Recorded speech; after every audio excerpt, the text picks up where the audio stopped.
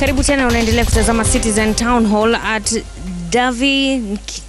Davinki. Anasema historically fathers weren't always available due to how we lived. However, children belong to the community and there are enough male role models. The fatherhood crisis is as a result of the breakdown of nucleus family due to civilization, and he has that in quotes. We thus need to adapt to the new norm. Lakini kuna Andrew Matu hapa ambaye anataka tu kutueleza umuhimu wa kuwepo na baba katika familia. Yeye anasema babake alikuwepo muda wote alipokuwa anakuwa. Andrew Matu, my name's I had a great father who was a great mentor and a friend because he spoke a lot of masculinity things in my life. And I want to say, out of that fathering, I father out of how I was fathered. I am a father of 4, 2 boys and 2 girls, whom I purpose to be ever present as an intentional dad, so that I can call out the man in my boys and the lady in my girls.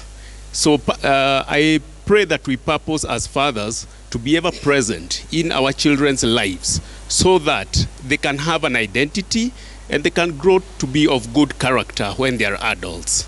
Yeah. Kuna mwingine hapa ni mwanafunzi, yeye alikuwa anauliza tu swali kuhusiana na jambo la kuhamasisha vijana. Maki sana utapata tukiwa na midahalo tunazungumzia sana kumuinua mtoto wa kike, lakini mtoto wa kiume anasahaulika. Kwa majina anaitwa Shadrack Kimutai. Ningependa kuuliza Lawyer Marlin, what are for example the churches, the social organizations, wanafanya nini kuleta suluhisho katika janga hili kuhusu wazazi ambao hawajitokelezi? Unapata wanaume wanangangana, maybe ni alcoholism, drugs, gambling, etc., ambayo si necessarily hapa Nairobi, pia ukule maybe Kisii, Kericho, Eldoret, kila mahali kwingine. Serikali inaweza fanya nini kusaidiana? Are there any laws yenye zimewekwa yenye zinasaidiana? Kwa Mr. Simon, umesema wewe ni unashughulikia organization ya Man Enough. Tuambie kuhusu hizi activities unasema Man Enough ni nini, pia utuambie nutiweze pia sisi kama vijana tunaweza jihusisha ndani. Okay. So to Marilyn and to Simon and anyone else would also like to weigh in. Marilyn, ungependa kujibu kwa Kiswahili? Go ahead with the language you're comfortable with. Siwezi kukujibu na Kiswahili. Tanisamehe. Okay. So laws. Again, as I'm saying, I'm having less and less faith in law. And the reason I say that as a lawyer and as a very passionate lawyer is that we've become a country where every time something's wrong, we say, can we pass a law? Can we pass a law? Can we pass a law? And then we don't follow the laws. And laws are only one part, and actually they are a very small part of what holds a society together. The most important thing that holds a society together, in my view actually, is that a society wants to be held together. We have to choose to be part of this contract called Kenya, part of this society. We have to choose it, and it's like a daily choice, literally. You know, when you're stealing or doing something that breaks the connections down, you're actually in that moment choosing not to be a part of it. So I don't think laws are where we should look. I think what we should be looking at is how are we creating a society that is making it easier or harder for people to do that which we want them to do. Right? So what do we value? If we are making it easier for, and by the way, it's not just, the gambling is not just men, and it's much younger men, right? For making it easier for people to gamble, we're making it easier to access alcohol, and we are saying it's okay to numb yourself with alcohol. I drink alcohol, I'll readily admit it. But to numb yourself with alcohol, to not feel, to find ways not to feel. We're creating a society like that because there's nowhere you can talk to somebody about the fact that this is how I'm struggling, you know. I'm having a really difficult time with my 16-year-old. He doesn't listen to me. I talk and this is happening. When we create that society, that's what we are reaping. And so when we're looking at laws, we're saying, fix that, but we're not creating the conditions that will make it possible that you won't go to alcoholism or to gambling. And I think Dr. Wale was absolutely right. This is where we have to have collective responsibility, where we start saying we need to create ways that as citizens, we are leading the government. The government is going to follow us.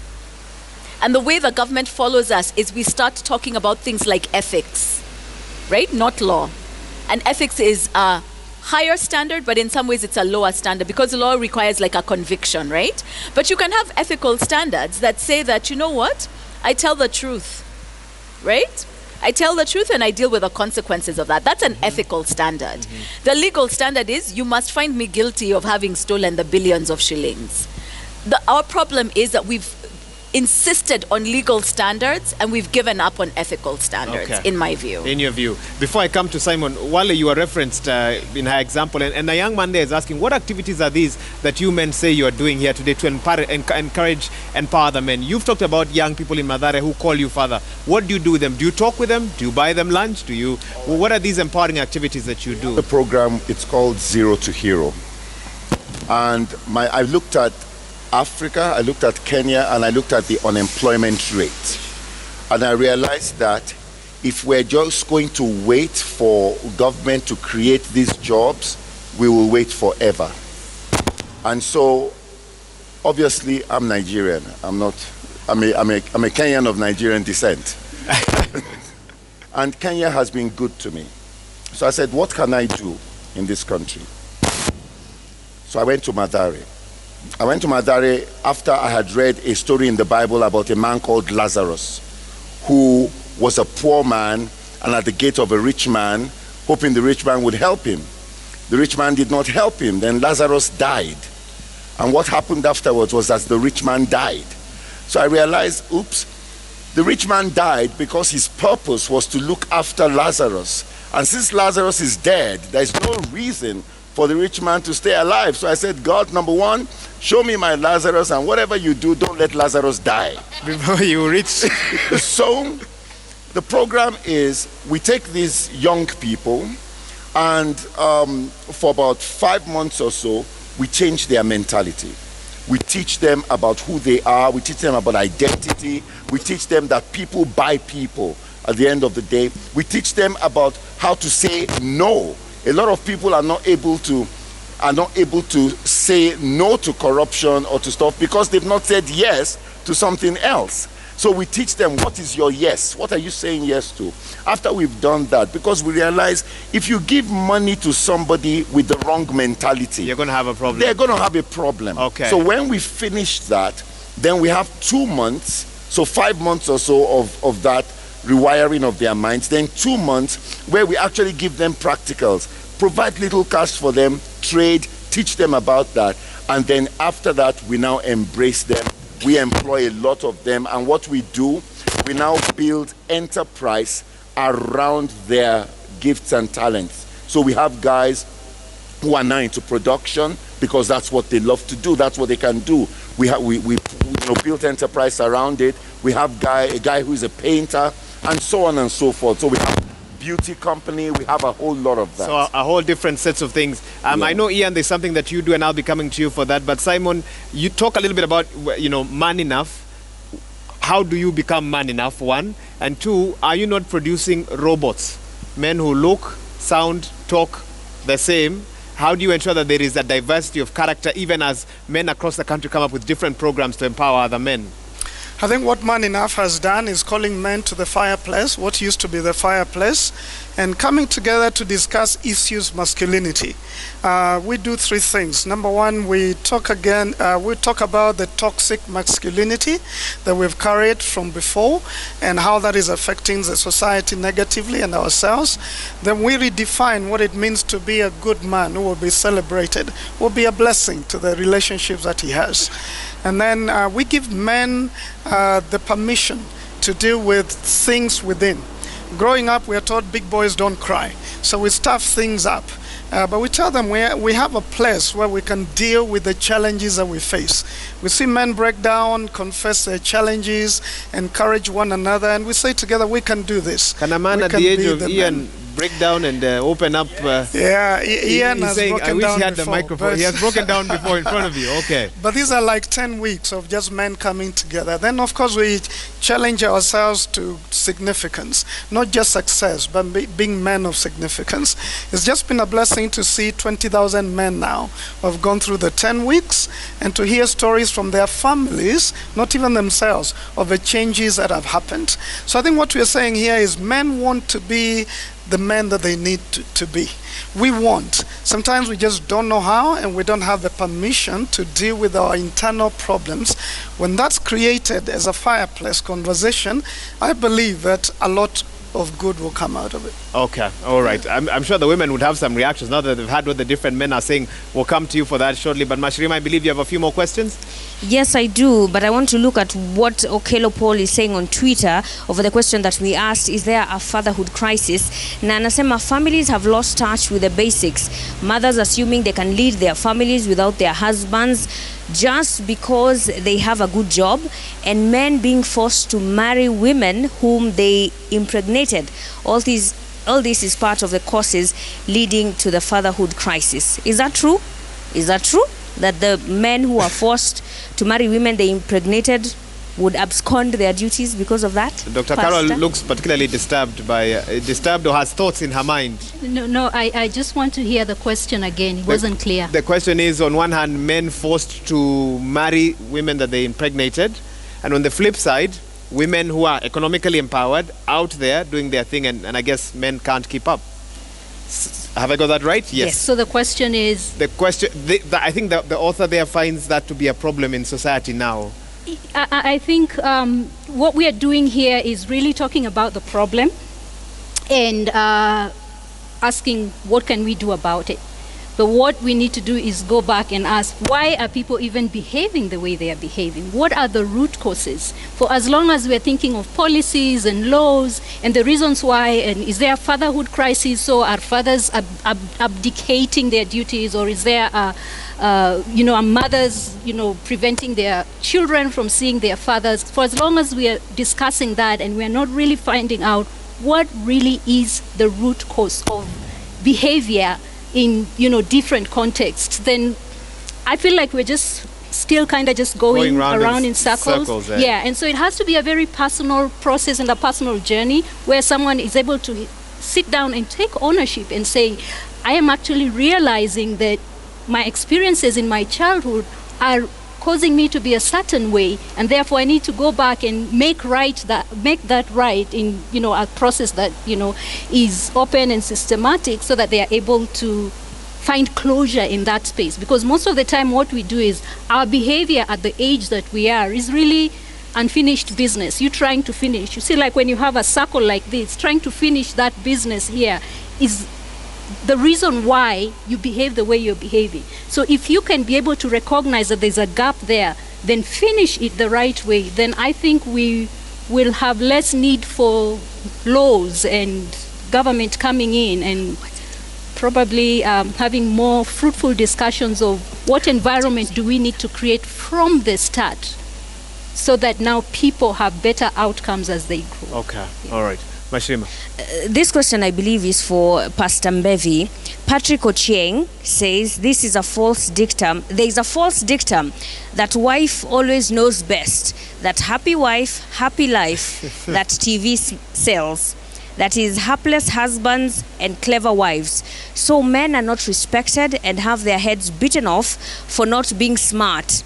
Dumb men will not step up. Stop bending them out of shape. Are men being bent out of shape that they can't step up and be fathers, Pastor? Well, I think there's a lot of conversations in the media and a lot of messages from different places, even cultural. What I would say is marriage, wife and husband, is really a relationship. And if there's no mutual respect for one another, it's going to be a challenge either way. So I think we need to respect one another. Whatever caricatures or images we paint in our narratives, culturally, from the media, wherever else, we should be able to say men and women are committed to play their roles well. We should celebrate them, respect one another. If that respect is not there, it's not going to work well in bringing up the children. Okay. I have a question for Ian, and I'll read one SMS first. Somebody says, John G., I resonate with Wakili Marilyn's take on this whole subject. It is simplistic to call this a fatherhood crisis. It's bigger than just about absent or missing fathers. We should all grow up, man up, and woman up. But someone here is saying, what happens to a mother having like 5 children from different fathers whose children demand to know their fathers? How can this be handled? This is at Rotok. I didn't come up with a question. At Rotok1 wants to know. Ian, how do you...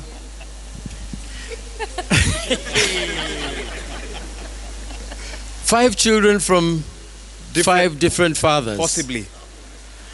First of all, she needs to go and snip, snip, so that there are no more. And then she needs to go for counseling, like Pastor said. And she needs to let them know if they have come of, they're demanding, the children are demanding. Yes. Then she should let them know. If they are of age, she should let them know, if she knows herself, because she may not know who the fathers are. Okay. Yes. All right. Wanjiko, you care to weigh in on that? Oh my gosh.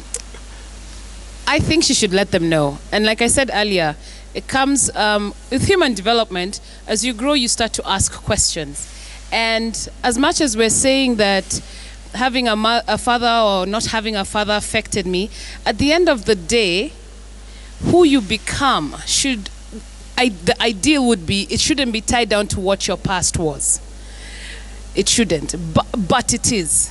So where do we then start to look at, and this is society. I have a friend who says, adults are just children grown. And that's why I liked your analogy of the mango. If you catch it when it's already down and rotten, it will be very hard to change. You can't teach an old dog new tricks. But when you get it while it's still on its branch, that's the place to decide how you're going to mold it. And that also extends to us in schools. It's easier to teach the little kids. But when you bring them to me when they're 16 and you're saying, oh, my child, even me, I'll look at you and say, oh, yes, your child. Because at 16, it's very different. So I think we have to be careful to know that as children grow, we shouldn't spoil them and then think we need to be treating them different when they're 10. Always start how you intend to finish. So if you think they shouldn't eat sweets at 5 because it'll ruin their teeth, don't buy the sweets. Because then when you're faced with going to the dentist and they have 5 cavities, you bought the sweets. You, the parent, was the problem to begin with. So it's a fine line, and I don't know, there's no manual for parenting. But there's no manual for parenting. Yes, please. Yes, on the parenting go ahead. aspect. And as you do that, because you're speaking to a lot of young people, somebody's asking, say something about student fathers, student mothers. How do you support them? 16, 17, 18, 14. And they find that their parents are that age. So as you answer, please also tackle that. All right. This issue of parenting, oh, thank you. This issue of parenting, first of all, I'd like to say the fact that you were born male does not make you a man, number one. Number two, I have a lot of people who come to me and who say, oh, this child turned out badly, and we brought all of them up the same way. And I said, that's the problem. You cannot bring them up the same way because they are different. I have 3 children, and it's very simple. Let me explain. Some of whom are here with us. Yes, 2 of them are here. When there's a knock on the door and there is a pause before the door opens, that's my first son.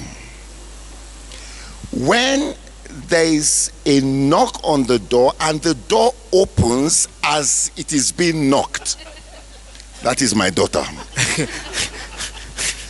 Then when there is no knock, the door just is kicked open. That is that one there. That's my son. Okay? So I know who is coming in at any point in time. My first son is the one that will come and say, Dad, my cologne is finished. Can I use some of yours? This one, my second son, is the one that comes and say, Daddy, this our perfume has finished though. What are we going to do? So it is important we take time to know those children as individuals. And I think that is where we fail as parents, because we just treat them the same way. Now, the student fathers and student mothers, the truth is this, we are the ones that classify error. Okay? As who? As a society? As a society. Now, and I think I love what you said, that we need to look at, number one, what is the environment that drove them into that? All right? It still goes back to parenting. Because, a crisis is changes that were not monitored. Before it got to that point, there were certain things. There are always signs.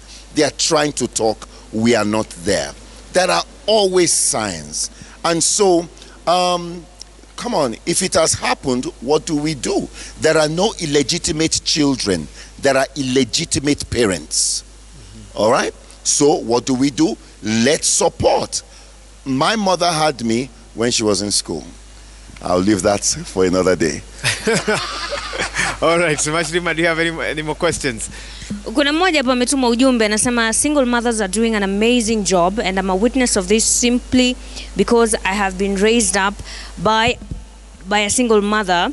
Kuna mwingine hapa ambaye anasema on the flip side, this is John Giggs on Twitter. He says on the flip side, there seems to be some pride in successful single parenthood amongst single mothers. Is that a problem? There seems to be some pride in successful single parenthood amongst single mothers. Is that a problem? Why? So it's not a problem in your view? I think, we're talking about this when we were getting... If you do something well, I think you should be proud of doing something well. I mean, and some people are in a position where they wanted to be. There are some people who are single by choice. I mean, they have deliberately structured their life that way. So their pride is in living out their choices and living out their life the way they wanted it to be. That might not be what we think is the best as a society, but we really must start having a little more room and tolerance. I really think one of the things that makes Kenya very difficult right now is we're simultaneously intolerant of difference, and then we're all doing something horrible quietly, without, as opposed to being authentically ourselves and saying, you know what, yeah, I'm imperfect like this, right? And I'm still a good person, right? So we want to create these perfect people. So I think part of the reason maybe you're finding that there's a pride in single motherhood especially is because there was an enormous amount of stigma related to single mothers. An enormous amount. I mean, I remember going to school with girls who really would shrink, and when you asked about the status of their homes. No, you don't ask. Everyone knows. Or everyone knew. Everyone knew. And that's why I'm saying that there is the collective responsibility you're talking about. We can change how we treat each other.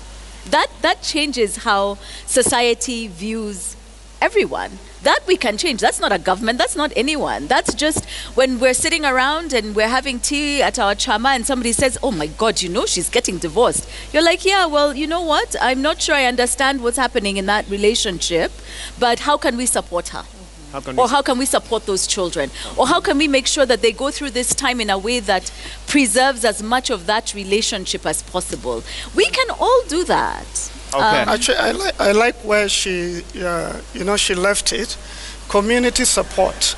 Because if I'm bringing up my children as a father alone, and I don't realize I need the community, then the child will miss the community and the support. If I'm bringing up children as a single mom and I don't realize the children need support, and I'm glad my mother realized that and involved other people. So I think pride is not to say we don't need others. I mean, that's bad pride.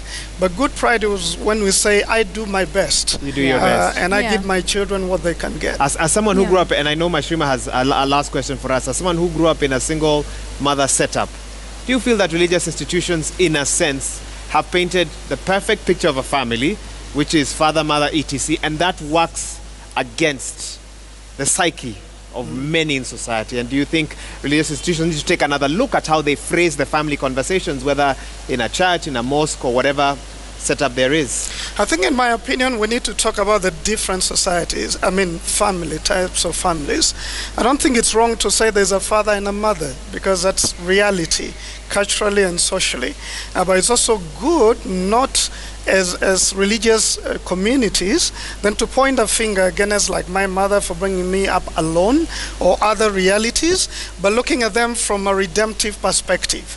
How do we support? If someone doesn't have the ideal, as we call it, then how do we support? Instead of vilifying them, pointing fingers at them, is more to be there as a community to support. So that's what I would say, the religious, it's okay to say when mistakes are made, but we don't judge people for mistakes, because all of us make mistakes. We begin to look at how do we redeem that to make sure that the children in those settings grow up well. Okay, Mashrima. Na wacha nimpatie nafasi Elizabeth Kemunto, kwa sababu kuna jambo ambalo walilitaja kuhusiana na jinsia. Kuna wale ambao wanahisi kuwa baba anahitajika zaidi wakati mtoto ni wa jinsia moja. Elizabeth. Thank you so much. My name is Elizabeth Kemunto from University of Nairobi.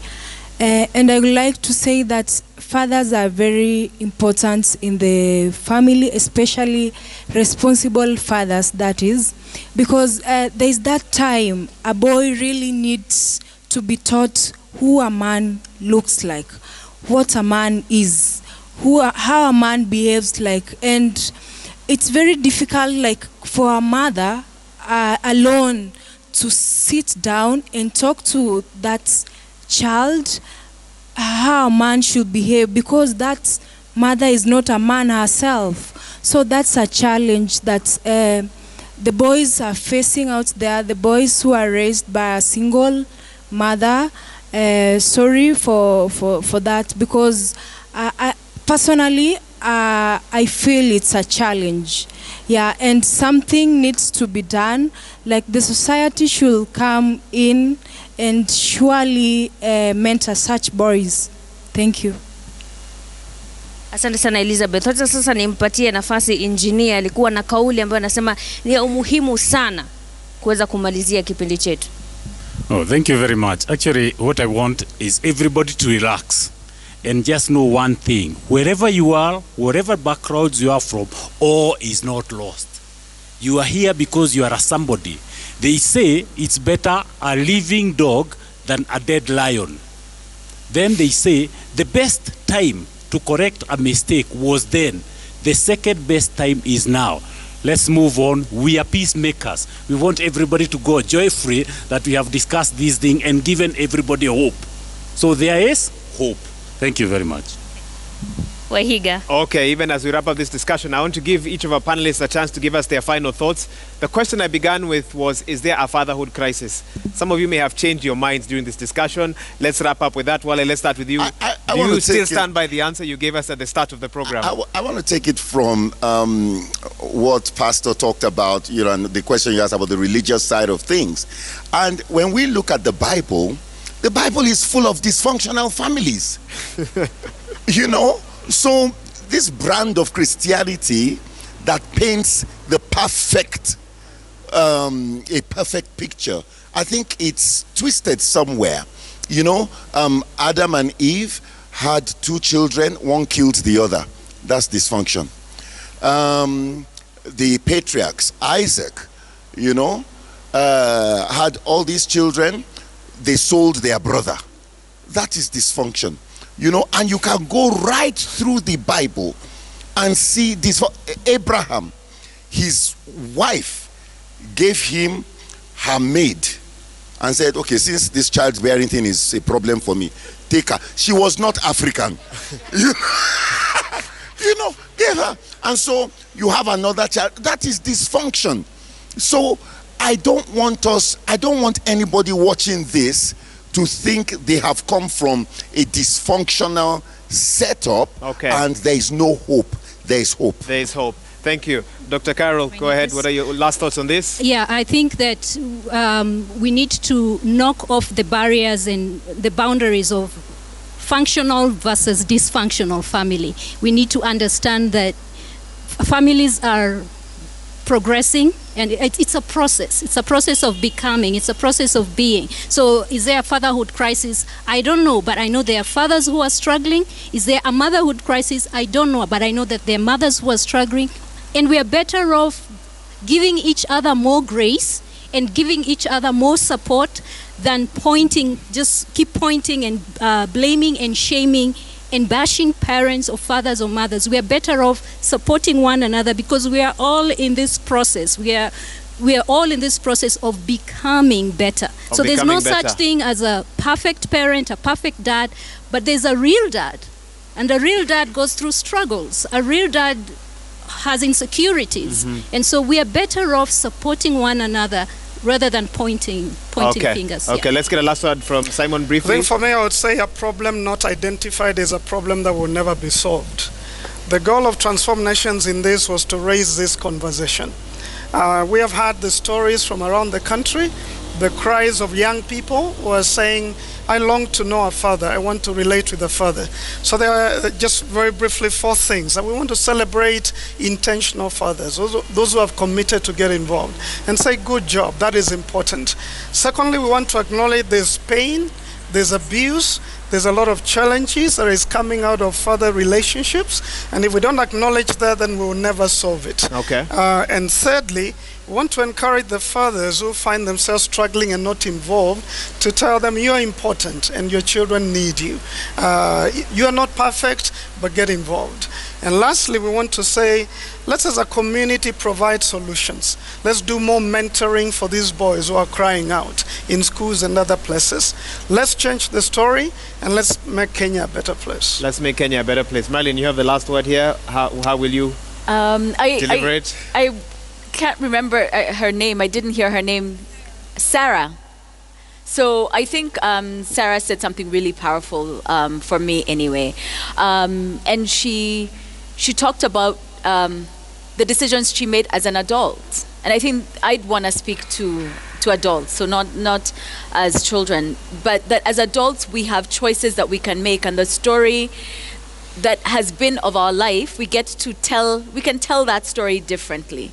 And it's important that we do that at every point in our life, and not to focus so much on what is missing, which is why I was quibbling with Trevor before about the title of the episode, and to be grateful for what we have, because when you focus on gratitude, it's not to say that what you don't have isn't there. It's to recognize also where you are, right? And gratitude grounds you, whereas focusing on lack really just makes you So you disagree feel with empty. missing fathers as a I narrative? completely disagree with missing fathers, Okay. because they're not missing. They are our fathers, they are our husbands, they're here. They're not missing. They're not kidnapped on an island somewhere, right? They're here. So I think it's very important, and Sarah, that was really profound. It is the choices that you make as an adult are what are going to determine your life, right? Okay. And I think we've heard versions of that. Be brave, which is really what she did. Forgive, right? And the forgiveness, as we've talked about, being for yourself, not for the other person. But mostly, can we just really try and be people who can show each other love, right? Like, can we try not to be the types of people as Kenyans? And again, I think Wale is right on the money here.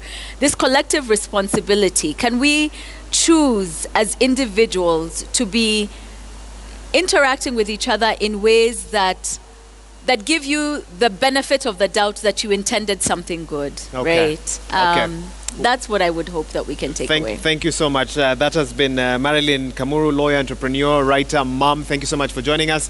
Simon Bevi, asante sana as well, the founder, Transform Nations, also for joining us on the program. Dr. Carol Chakua, psychotherapist and parenting coach. Thank you. And Wale Akinyemi, a passionate African and proud father. What a title. What titles. Thank you for joining us on the program. Special thanks to Ian Bogwa and Wanjiko Kamau, who also took time to join us for this program today as well. And to everyone who's taken time to contribute. I had one last one quick one here.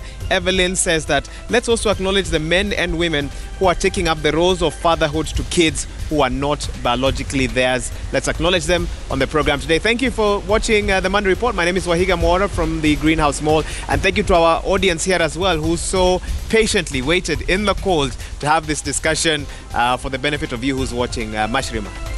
Asante sana Wahiga Mwaura pamoja na wote ambao wameweza kujumuika katika mdahalo huu wetu wa leo, na nimependa jinsi wakili alivyosema tujue tu kushukuru. Kama ni babako aliyekulea ama ni mtu mwingine ambaye alichukua hiyo nafasi, tukumbuke kushukuru. Na mimi tunashukuru kuwa Daktari Patrick Kapombe ni babangu. Sijui kama yuko macho, lakini kwa nyinyi wote usiku mwema.